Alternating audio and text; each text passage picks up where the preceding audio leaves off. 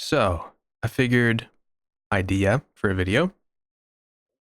Got a comment on one of my old videos about EQ matching that, yeah, looking back on it, it's kind of old data, right? It was the XM8500 to SEV7 video. Old. Um, I'm going to show you a better way to EQ match, and I'm going to do it with the worst microphone I can think of, which is the HyperX Cloud 2. HyperX Cloud 3. I mean, the headset. Let's just triple check if I record the, yeah. Okay. So we're going to go ahead. I'm simply going to record audio in Audacity of the Cloud 3 headset, and then record in Ableton of the Warm Audio 47. And then we'll drag and drop EQ match. I'll show you how to do it. But so right now I am simply recording audio, and it doesn't have to be anything magical. It just has to be kind of within the same good, ballpark. We want to kind of capsule align these guys. That would be ideal. So that's the goal, right? We want to capsule align them and blah, blah, blah, blah, blah. That's probably enough, right? So, oh, we might have an error here, actually.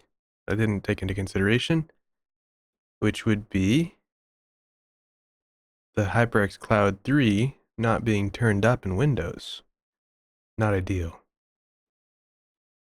Oh no, it is. It's just a fucking gaming headset. That's why it's like that. Yeah, let's get into it. So at this point we can see I have the audio dragged in here. You can see it's really quiet to the point that I'm just gonna kind of turn it up a bunch. 24 decibels is probably good. And we need to go ahead and we need to align these tracks. So we're gonna zoom in and do it the best way I can think to, and that is just manually send it, Sometimes that's just what you gotta do.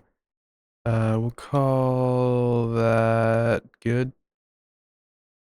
We're gonna chop this down considerably to the same exact point. And then we're going to, good. So we have audio. We're gonna just kind of do this because I like things to be neat. So now we have two pieces of audio, and I'm gonna hear them. I'm gonna turn it down for me, and you're also gonna hear them.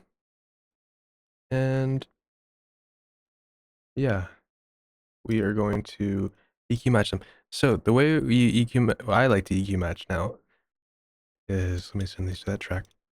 I am going to pan these left and right. Your original microphone, the one that you want to match to, left.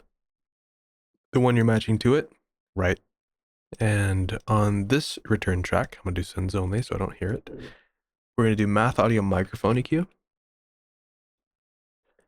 I'm going to go into it. I'm going to disable it first, and then I'm going to set a macro, or in this case, just like a key control, to my play button in Ableton and the power of the plugin, where I'm then going to set it to high resolution, and I'm going to have it ready. I'm going to click start.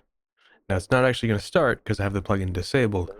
When I press play, right, it's going to automatically start the plugin, and it's going to EQ match from the same place every time. But so right now, I am simply recording audio, and it doesn't have to be anything magical. It just has to be kind of within the same good, ballpark.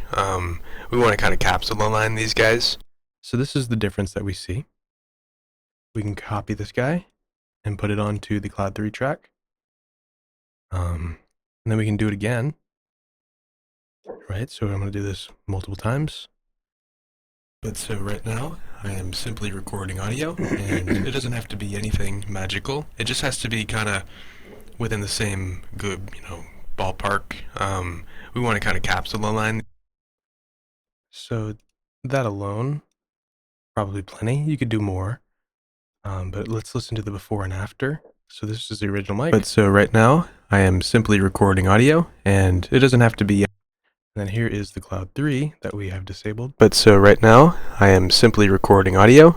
Right, or if we turn it on. But so right now, I am simply recording audio, and it doesn't have to be anything.